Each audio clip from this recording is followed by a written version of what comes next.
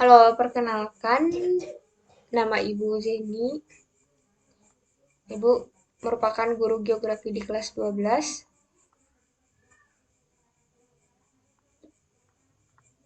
Geografi di kelas 12 ini. Nah, untuk pertemuannya nanti dipadatkan di semester 1 dan semester 2 ada kurang lebih 17 pertemuan. Dengan silabusnya sudah disampaikannya di video sebelumnya. Silabus atau hal apa saja yang akan kita pelajari. Hal atau bab apa saja yang akan kita pelajari. Kemudian nanti ada tugas seperti biasa, kuis, PAT, sama PTS itu wajib. Nah, ini hal-hal yang akan disampaikan. Apabila ada pertanyaan boleh hubungi Ibu nanti. Nah, untuk sekarang kita akan belajar bab 1, yaitu tentang konsep wilayah. Konsep wilayah. Jadi konsep wilayah dan pewilayahan nanti berhubungan dengan tata ruang. Nah, konsep wilayah dan pewilayahan ini berarti kita harus tahu dong apa itu wilayah. Nah, bumi kita kan banyak banget ya wilayah. Apakah wilayah itu menyangkut ke rumah kita itu merupakan suatu wilayah? Nah, kita langsung ke pengertian aja. Wilayah itu merupakan suatu tempat yang memiliki ciri khas tertentu. Yang memiliki ciri khas. Jadi singkatnya, wilayah itu merupakan suatu tempat di permukaan bumi yang memiliki karakteristik tertentu yang membedakannya dari wilayah lain di sekitarnya. Jadi misalkan ada wilayah A sama wilayah B. Nah, wilayah A sama wilayah B ini mempunyai ciri khas masing-masing. Jadi A misalkan daerahnya itu pertanian, wilayah B itu perkebunan jagung, nah kayak gitu. Ini pertanian padi yang A. Nah, jadi wilayah itu merupakan suatu tempat di permukaan bumi yang memiliki karakter atau yang tadi disebut itu ciri khas ya, yang membedakan dengan wilayah lain. Jadi wilayah itu merupakan suatu tempat di permukaan bumi yang mempunyai karakter atau karakteristik yang membedakan dengan tempat lain. Kemudian wilayah itu dibedakan menjadi dua. Wilayah itu ada dua. Ada fungsional sama formal.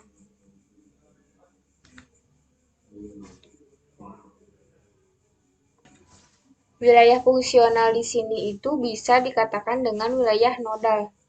Kalau formal bisa dikatakan dengan wilayah uniform. Nah, kita dari fungsional dulu. Nah, fungsional ini tuh merupakan wilayah dengan adanya heterogenitas. Jadi, heterogenitas itu perbedaan heterogen. Berarti perbedaan. Perbedaan apa, Bu? Jadi perbedaan antara fungsi A dengan fungsi B. Nah, makanya ada saling keterkaitan kalau berbeda fungsi.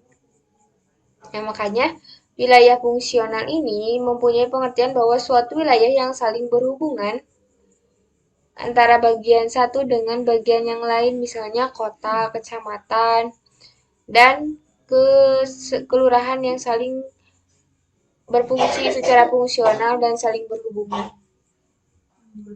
Nah, contoh daerah fungsional atau nodal ini merupakan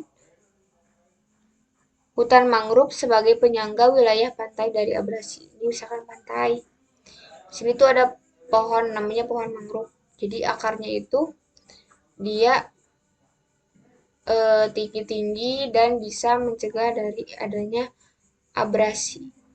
Jadi gelombang itu ketahan sama si hutan mangrove ini. Nah, dia tuh kan ada perbedaan fungsi ya. Ada pantainya beda fungsi sama pohon yang beda fungsi. Nah, dia tuh saling berhubungan, saling berkaitan. Jadi makanya wilayah fungsional itu suatu wilayah yang saling berhubungan antara bagian yang satu dengan bagian yang lain. Nah, yang kedua wilayah formal atau uniform.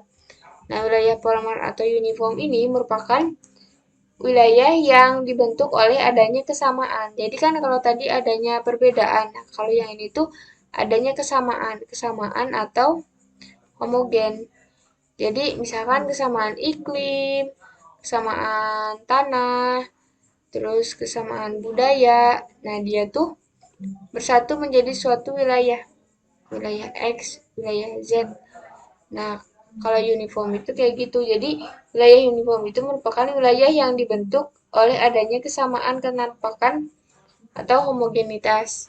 Yang tadi, misalkan wilayah iklim tropis, wilayah tanah subur, wilayah Kesultanan Yogyakarta. Nah, ini merupakan wilayah formal atau uniform. Ya, karena kan adanya kesamaan atau homogen. Nah, sebenarnya banyak banget klasifikasi wilayah, tapi untuk pertemuan sekarang dijelaskan hanya dua, ada fungsional sama formal. Nah, untuk wilayah ini, fungsional sama formal ini, kan berarti membentuk banyak wilayah ya. Ada wilayah A, wilayah B, wilayah C, wilayah D, yang memiliki karakteristik masing-masing. Nah, ternyata ada yang namanya pewilayahan. Perwilayahan. Jadi, perwilayahan ini ada karena usaha untuk membagi wilayah-wilayah di permukaan bumi untuk tujuan tertentu. Misalkan wilayah ABCD ini tuh dibentuk menjadi satu perwilayahan. Perwilayahan misalkan ini tuh ASEAN. Jadi perwilayahan ini merupakan regionalisasi. Jadi usaha untuk membagi wilayah-wilayah di permukaan bumi untuk tujuan tertentu. Misalkan ada masyarakat ekonomi ASEAN berarti untuk perekonomian negara-negara di ASEAN kayak gitu. Itu namanya kepewilayahan. Jadi asalnya wilayahnya itu berbagai macam negara ya. Ada misalkan Indonesia, Kamboja, Filipina.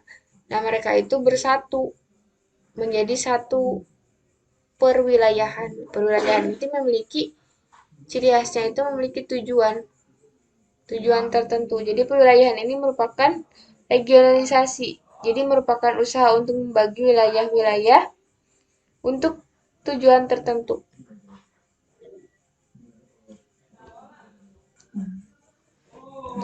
Nah, udah kita belajar tentang wilayah dan pewilayahan, kita belajar tentang satu lagi, tata ruang. Jadi tata ruang ini tuh bertingkat. Ada yang wilayah provinsi, kabupaten, kabupaten. Nah, ada juga yang nasional. Jadi lebih spesifik. Jadi kalau tata ruang ini bedanya dengan bahasan wilayah dan pewilayahan, kan kalau wilayah itu satu ya, wilayah itu satu wilayah yang memiliki ciri khas. Kalau perwilayahan berarti beberapa wilayah yang menjadi satu. Banyak wilayah kemudian menjadi satu. Kalau tata ruang ini bagaimana cara untuk menyusun si dalam wilayah ini gitu.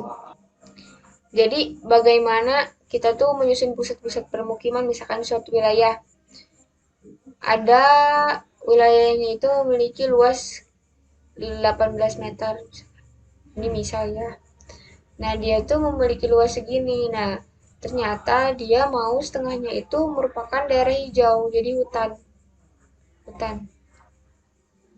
Nah, ini tuh pengen dibikin pemukiman, kemudian di sini taman, kemudian di sini tuh alun-alun. Nah, di sini tuh rumah sakit dan sekolah, misalkan kayak gitu. Jadi, untuk tata ruang sendiri itu merupakan bentuk dari susunan pusat-pusat pemukiman dan sistem jaringan sarana prasarana pendukung kegiatan sosial ekonomi masyarakat. Jadi yang diperuntukannya itu untuk kebagi-bagi, ada fungsinya tuh fungsi lindung, budidaya, kayak gitu-gitu. Jadi intinya itu susunan pusat pemukiman dan sistem jaringan sarana prasarana untuk mendukung kegiatan sosial ekonomi masyarakat gitu. Untuk peruntukannya terbagi-bagi ke dalam fungsi lindung dan budidaya atau pola ruang. Ini untuk tata ruang sendiri. Kenapa penting tata ruang? Karena kan misalnya nih kalau kita semua pemukiman kan gak mungkin banget ya panas gitu. Jadi hutan dijadiin pemukiman atau semuanya tuh hutan kita mau tinggal di mana kayak gitu. Jadi tata ruang itu penting dalam wilayah dan perwilayahan. Nah, mungkin ini hanya sedikit materi, jadi rangkumannya saja untuk pertemuan kali ini. Jadi diulangi lagi, ini merupakan konsep wilayah dan perwilayahan.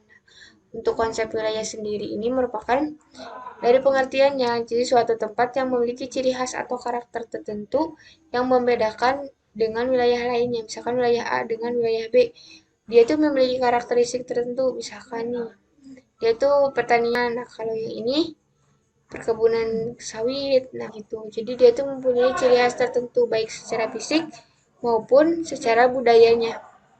Nah, selanjutnya untuk pewilayahan, wilayah itu dibedakan menjadi dua, ada fungsional atau nodal, kemudian ada wilayah formal atau uniform. Jadi wilayah fungsional atau nodal ini terjadi karena adanya heterogenitas atau perbedaan dari suatu wilayah A dengan wilayah B. Jadi wilayahnya itu saling berkaitan karena tadi kan berbeda fungsi, seperti kecamatan butuh data-data di kelurahan, nah kelurahan butuh kecamatan juga. Nah ini karena adanya perbedaan. Jadi wilayah fungsional atau nodal ini suatu wilayah yang saling berhubungan antara bagian yang satu dengan bagian yang lain. Terus untuk formal atau uniform itu disebut juga dengan wilayah uniform. Suatu wilayah yang dibentuk oleh adanya kesamaan. Jadi karena kesamaan vegetasi, kesamaan iklim itu menjadi sebuah wilayah. Nah, selanjutnya wilayah yang lebih besar dari wilayah itu ada pewilayahan. Pewilayahan ini muncul karena ada tujuan tertentu. Jadi dari wilayah yang banyak dan beragam, karena perwilayahan itu memiliki tujuan. Contohnya yang tadi ada masyarakat ekonomi ASEAN, berarti kan jadi dia tuh berkumpul di suatu organisasi yang memiliki tujuan yang sama. Ini kan untuk meningkatkan perekonomian negara-negara di ASEAN. Jadi dari wilayah ASEAN Indonesia dan negara-negara lainnya itu membentuk sebuah organisasi yang bernama MEA ini untuk mencapai sebuah tujuan.